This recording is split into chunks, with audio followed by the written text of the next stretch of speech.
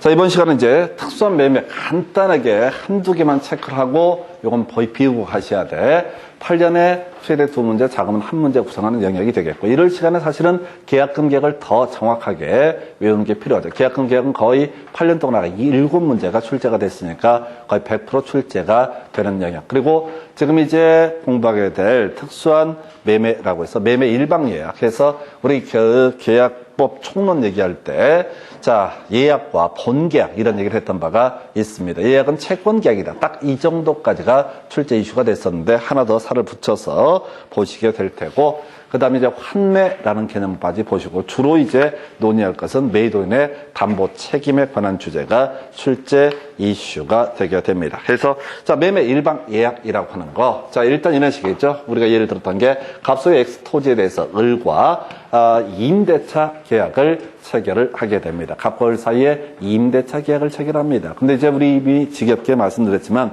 임차권이라는 것은 채권에 불과하기 때문에 소유자가 바뀌어버리면 어떻다? 바뀐 소유자에 대해서는 임차권을 주장할 수 없다. 그래서 임차권의 대항력을 확보하기 위해서 임차권 등기를 하는 것도 있을 수가 있지만은 소유자가 임차권 등기에 대해서 협조를 해주지 않겠다. 이게 계약의 전제 요건이 돼버리면은 임차인 입장에서는 일단 방법이 없어요. 그래서 물론 나중에 주임법, 상임법에서는 따로 이 대항력이 발생하는 방법으로서 주임법에서는 주민등록을 이전하게 되면 어떻다? 대항력이 발생하고, 상임법에서는 사업자 등록을 신청하게 되면 또 대항력이 발생하는 특수한 경우가 있는데, 그 말고 일반적인 민법에서 임대차에 있어서는 이건 단순한 채권에 불과하기 때문에 소유자가 바뀌어버리면 어떻다? 바뀐 소유자에게는 임차권을 주장할 수 없다. 그래서 이때 자, 특약을 하나 넣습니다. 그래서 우선 매수권이라고 하는 거, 임차인이 임대차 계약을 체결하면서 야, 너가 혹시 딴 사람에게 이 부동산을, 토지를 팔고자 한다라고 전제가 되게 되면 나에게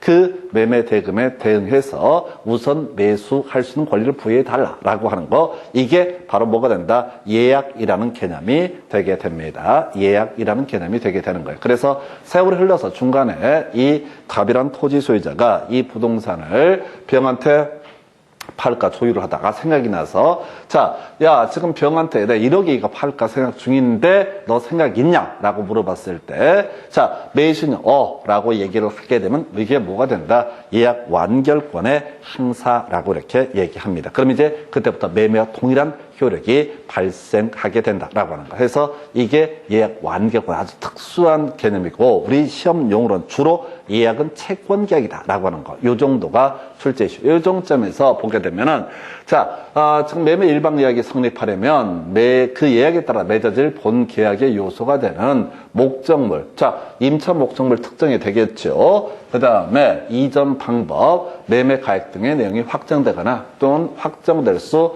있어야 된다. 매매 가액 같은 건 아마 이렇게 되겠죠. 병한테 다른 사람이 사겠다는 그 금액, 이것이 바로 매매 가액이 확정될 수 있는 상태에서 이렇게 예약 완결권이 발생을 했습니다. 우선 매수권을 부여한다는 얘기가 예약 완결권을 준다, 이런 취지를 가지고 있고요. 그러면 이제 자, 예약 완결권의 행사라고 해서 매매 일방 예약은 상대방의 매매를 완결할 의사를 표시하는 때 매매 효력이 생긴다. 이걸 이제 한 글자로 이렇게 얘기하는 거죠. 그래서 자, 지금 뭐라고 매도인 갑이라는 사람이, 임대인 갑이라는 사람이 병이 사겠다, 1억에 사겠다고 얘기해서 팔까 고민 중이다라고 했을 때 생각이 나서 누구 임차인한테 야, 제가 1억에 사겠다고 연락을 해왔는데 생각이 나서 하는 얘기인데 너가 1억에 살 거냐라고 했을 때 라고 얘기하면 어떻다? 이때부터 매매로서의 효력이 발생한다. 그냥 한 줄 글자로 이렇게 요게 예약 완결권 행사의 효과. 그리고 이제 이게 한 문제 구성됐으니까 제척기간이라는 개념을 하나 기억하실 거예요. 10년이라고 하는 것이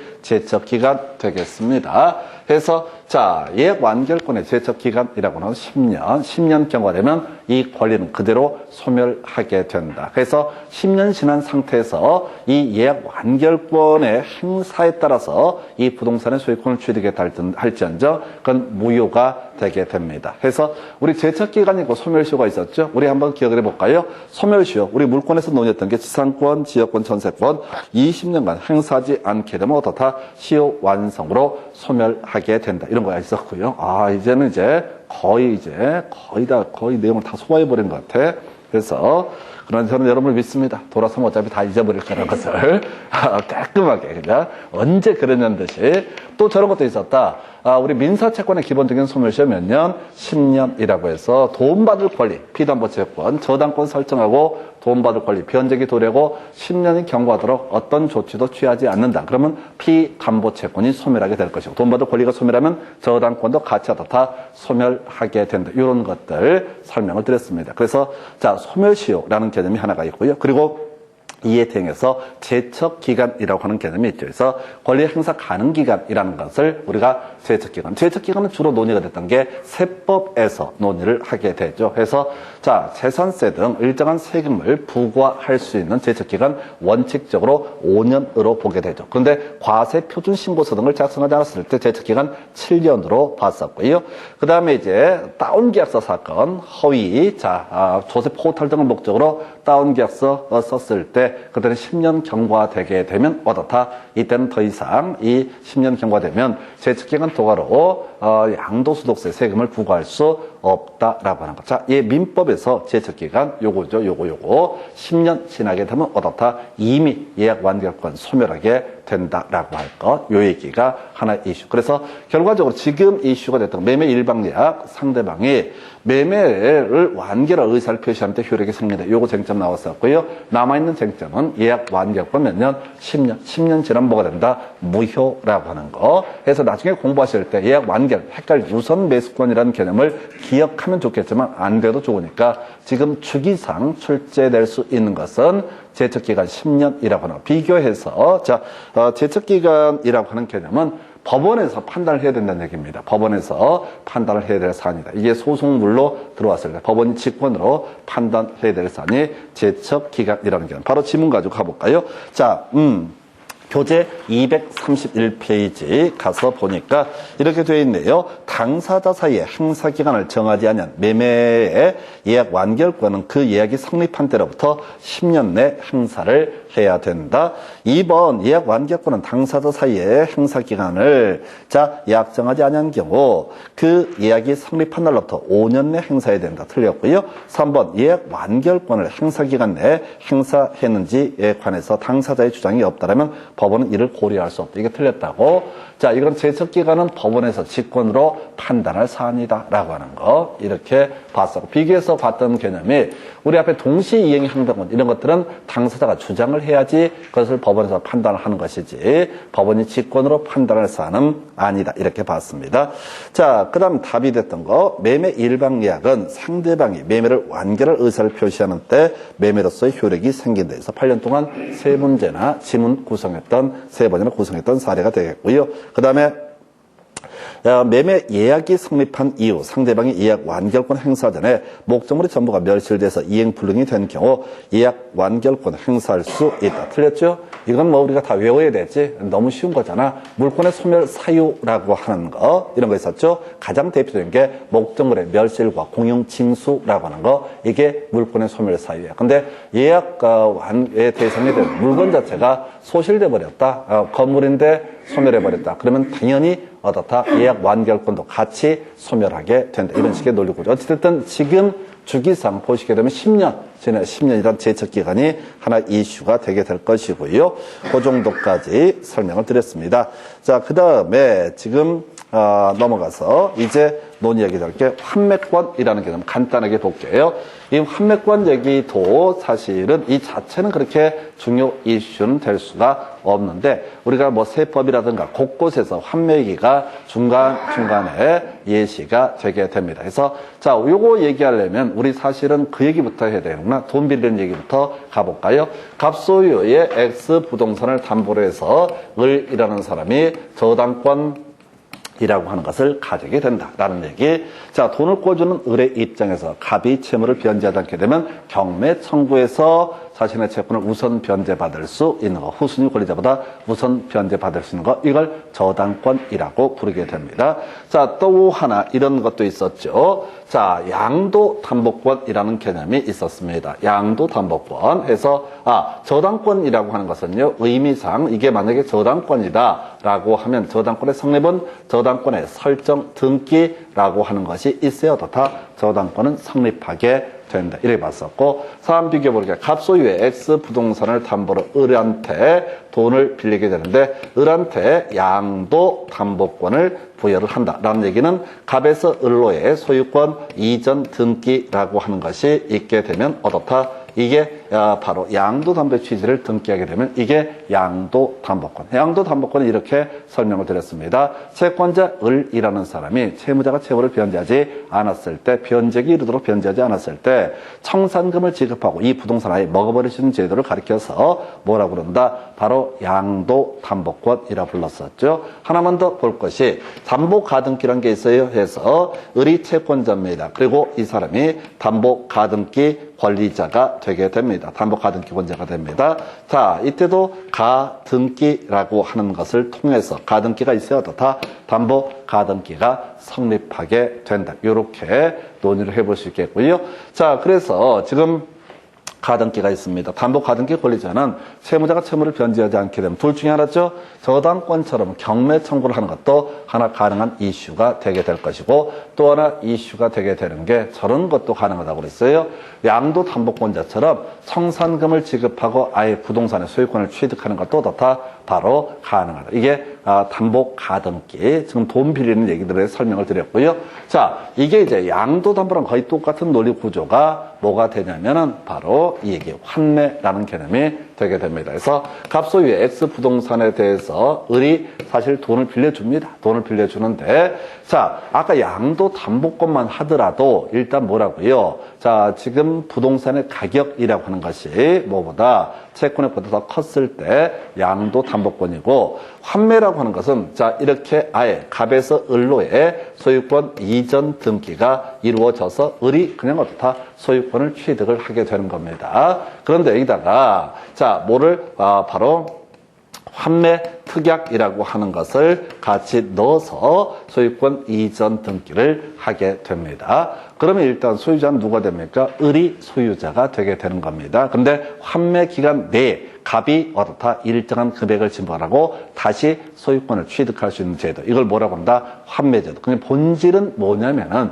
이것도 결국은 돈 빌리는 거예요, 본질이. 근데 양도담보권은 부동산 가액보다 좀 작은 금액을 빌린다. 이런 의미를 가지고 있고, 환매권 관련해서는 부동산 가액만큼을 빌린다라는 의미를 가지고 있어요. 그래서 이제 돈을 빌리고 나서 소유권 이전을 해줍니다. 근데 그 사이에 돈 갚게 되면은 이때 어떻게 할 수 있다? 다시 소유권을 되찾을 수가 있다. 이걸 환매권이라고 부르게 됩니다. 그래서 결국은 여기서 이제 등기법이랑 같이 연계가 되는 주제인데, 이 환매특약이라고 하는 거, 환매특약이라고 하는 거, 매매와 동시에 이루어져야 된다. 매매에 따른 소유권 이전 등기와 동시에 환매특약의 등기가 이루어져야 된다. 이런 식으로 이제 정리를 합니다. 그래서 환매 기간 내에 다시 어떻게 할 수 있다? 지금 원래 매도인이 매매대금을 지급하고 다시 찾아올 수 있다. 이 얘기가 세법 영역에 가서 보게 되면 취득세, 세율 등을 논함에 있어서 표준 세율 마이너스 2%, 즉 중과 기준세를 뺀 세율을 적용하는 게 환상이 분분이라고 해서 환매권 행사에 따라서 다시 소유권을 취득하게 됐을 때 내 거 내가 찾아오게 되니까 환매권자 또 그 상대방의 취득세 세율이라는 것은 표준세율 마이너스 2%의 세율을 적용한다. 그게 환상이 분분해서 첫 번째 이슈 환매라는 개념과 연계가 되게 됩니다. 그렇다 치고, 자, 환매특약은요 매매계약과 동시에 이루어져야 되고, 이것도 아까 계약금 계약이 매매계약이 종된 계약이듯이 환매계약도 뭐가 된다?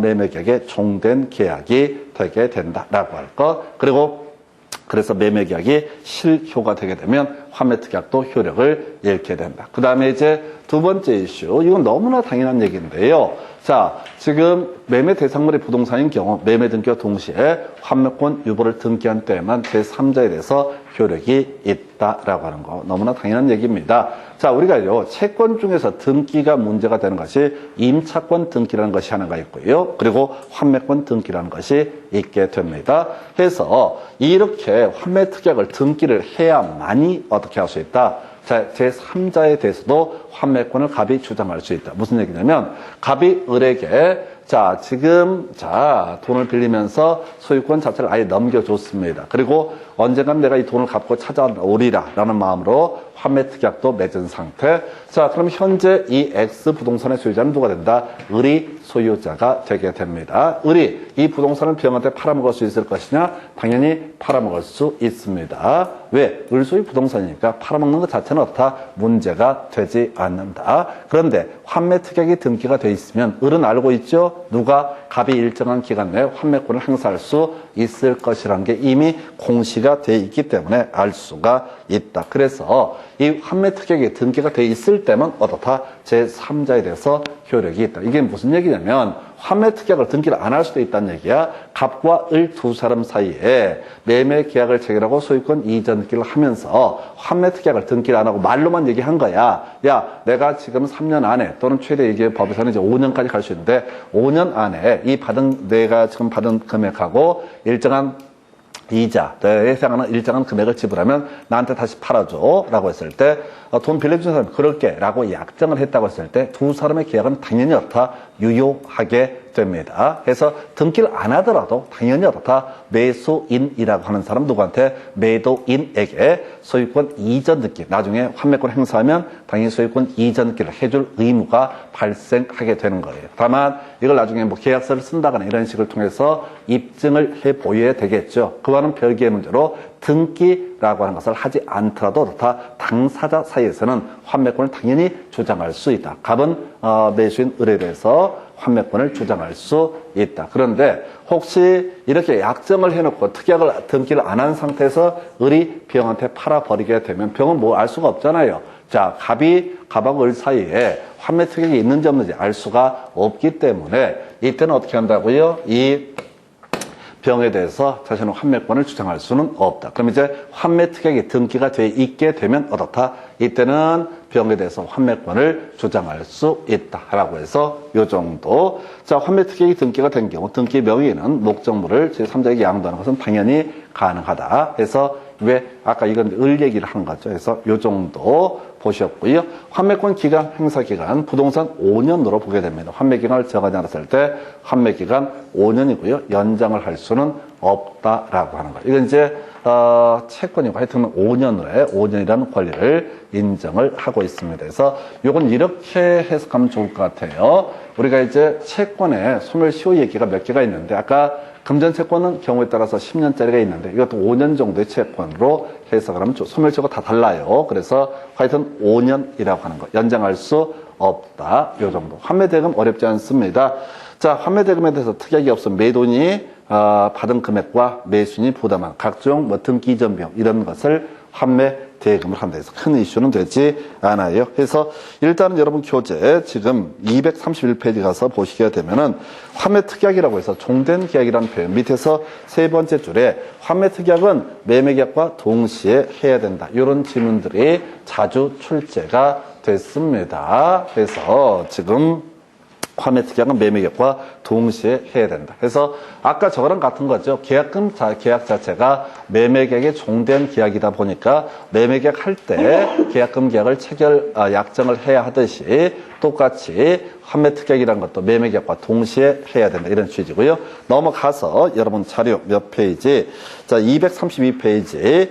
부동산에 대한 매매 등기와 동시에 환매권 보류를 등기하지 않더라도 제3자에게 대항할 수 있다. 틀렸죠? 이건 중요한 쟁점이죠. 그래서 자, 환매권 자체는 채권에 불구하고 양 당사자의 의사의 합치만으로 그 두 사람 사이에서는 유효하게 됩니다. 근데 이제 문제가 되는 것이 제3자는 알 수가 없잖아요. 환매 특약이 있는지 없는지 알 수가 없기 때문에 환매 특약이 등기가 이루어져야만이 어떻다? 제3자에게 환매권을 주장할 수 있다. 이런 식의 취지. 2번 환매 기간에 관한 별도의 약정이 없으면 그 기간은 5년이다. 3번 환매 기간을 정한 때 다시 이를 연장하지 못한다. 비슷한 개념 중에 하나가 최근에 28회인가 29회 때 답이 됐던 게 그런 게 있었어요.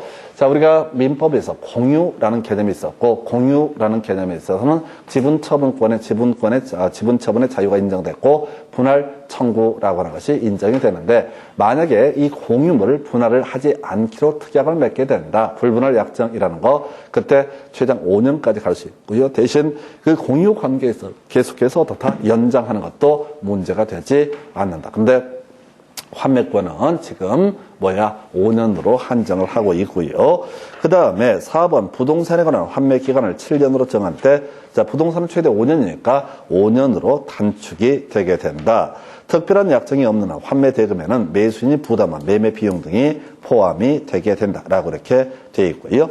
자, 그 다음에 6번 매도인이 환매 기간 내에 환매 의사 표시를 하면은 그는 곧 그 환매에 의한 권리 취득을 등기하지 않아도 그 부동산을 가압류 집행한 자에 대해서 권리 취득을 주장할 수 있다라고 해서 겁나 어려운 주제가 나왔어요. 이건 이제 다시 가압류 얘기를 이해를 할 수 있느냐가 논의의 포인트가 되게 됩니다. 그래서 이 얘기는 지금 이제 핵심 이슈가 지금 이제 환매권 행사에 따른 소유권 이전 등기 넘겨받기 위해서는 당연히 어떻다. 소유권 이전 등기까지 있어야지 환매권을 취득할 수 있다. 사안을 설명드리겠습니다. 자, 갑 소유의 X 부동산에 대해서 을과 매매 계약이 체결이 되고 을 명의로 소유권 이전 등기가 이루어지게 됩니다. 자, 그리고 나서 현재 소유자 누굽니까? 을이 소유자가 되고 그 다음에 이제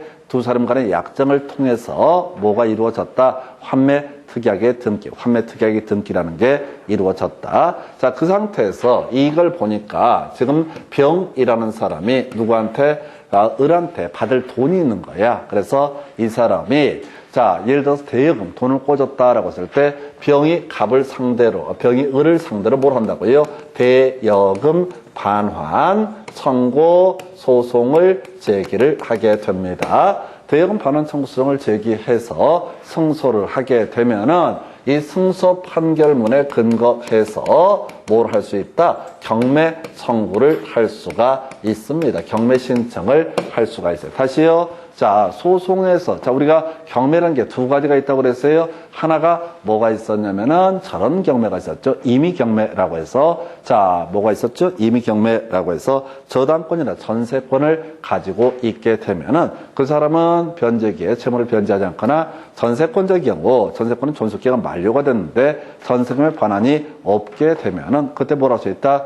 자기 편한 대로 경매 신청을 할 수 있다. 이에 대응해서 법원의 확정 판결문이 있어서 경매 신청하는 것을 강제 경매라고 부릅니다. 다시 갑시다. 지금 현재 을 소유의 X 부동산에 대해서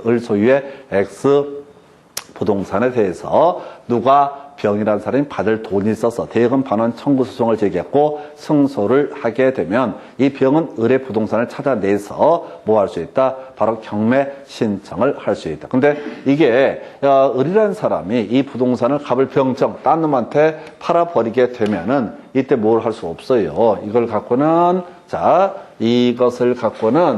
지금 승소 판결 받아봤자 아무런 의미가 없어요. 그래서 지금 X 부동산의 상황만 가지고 정리를 하게 되면 X 부동산의 등기를 보니까 지금 우리가 알 수 있는 게 갑에서 을로 소유권 이전 등기가 된 상태. 현재 소유자 누가 된다? 바로 을이 소유권 이전 등기를 받았으니까 바로 을이 소유자가 되게 된다. 그리고 여기에는 환매 특약이라는 게 등기가 돼 있었다. 현재 소유자 누가 된다고요? 을이에요. 자, 그런데 이 X 부동산에 대해서 누가 채권자가 가압류 채권자 병이라는 사람이 미리 뭘 하는 게 좋겠다. 가압류 신청을 해서 법원에서 뭘 한다? 가압류 등기라고 하는 것을 하게 된다. 가압류 등기를 하게 된다. 그래서 가압류 등기가 이루어진 상태에서 이제 뭐 한다고요? 경매 신청하면 경매 개시 결정에 등기라고 하는 것을 하게 된다.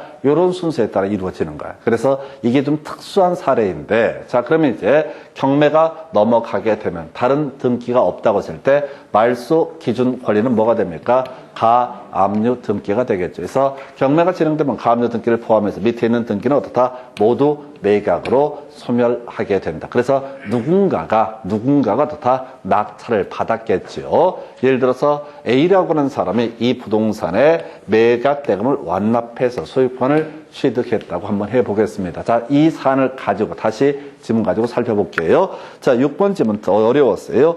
매도인이 환매 기간 내에 환매 의사표시를 하게 되면은 이제 의사표시를 했어요. 자, 그러면 아직은 등기를 넘겨받기 전이니까 매도인이 소유권을 취득한 상태다 아니다 라고 전제를 해야 돼. 이 상태에서 권리 취득에 관한 등기를 하지 아니어도 그 부동산을 가압류 집행한 자에 대해서 권리 취득을 주장할 수 있다라고 해서 자, 요걸 이제 틀리게 구성을 했네요.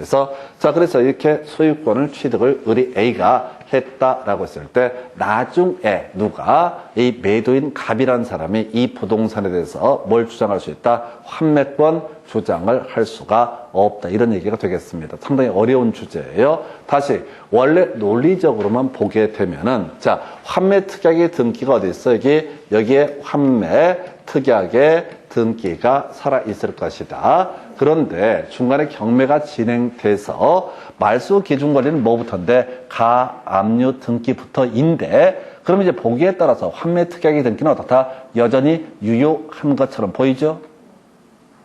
그죠? 우리가 경매가 진행되면 말소 기준 권리를 포함해서 말소 기준 권리 밑에 대항할 수 없는 권리만 어떻다? 매각으로 소멸하게 된다. 이렇게 논의가 됐었다고요. 그러면 논리 체계로 보면은 마치 환매 특약의 등기는 당연히 살아 있을 것처럼 보이게 되는데 그러면은 이게 뭐가 문제가 되냐면은 경매에서 낙찰받은 사람들의 개판이 되는 거야.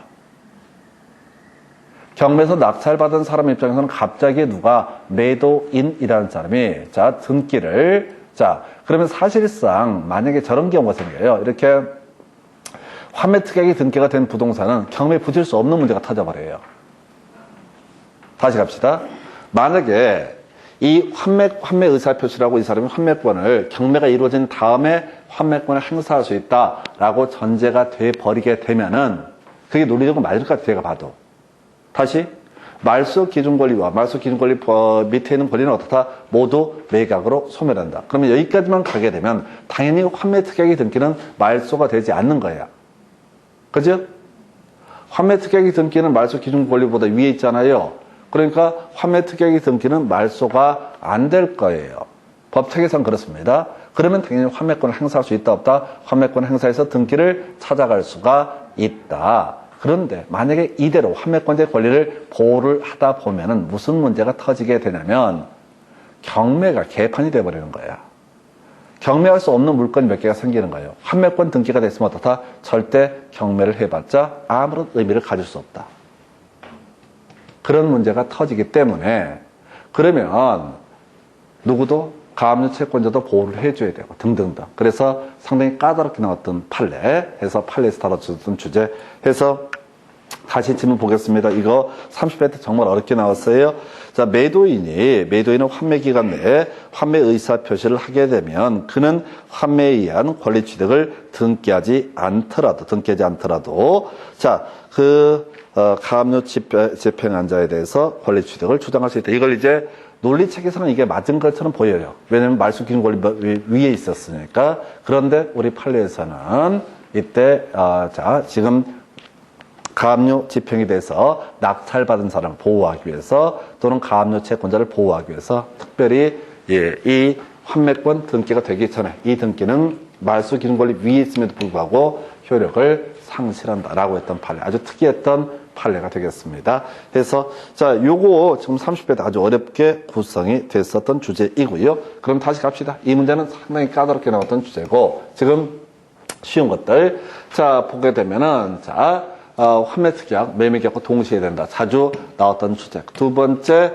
자, 매매 대상물에 대해서 환매권 유보를 등기하면 제3자에 대해서 효력했다. 이거에 대한 예외 항목이 있었다고. 경매가 진행이 돼버리면 어떻다? 환매권이라고 하는 거, 환매권이라는 것은 어떻다? 더 이상 인정되지 않는다라는 게 판례 태도가 되겠습니다. 상당히 까다로웠던 주제가 되겠고요. 나머지 뭐 큰 이슈는 되지 않겠네요. 그래서 자, 이렇게 해서 지금 이제 두 가지 주제 설명드렸어요. 그래서 지금 매매 일방약이 있었고요. 그 다음에 환매라고 하는 것. 자, 잠시 끊었다가요. 담보 책임 양이 많으니까 담보 책임 하나 묶어서 설명을 드리겠습니다.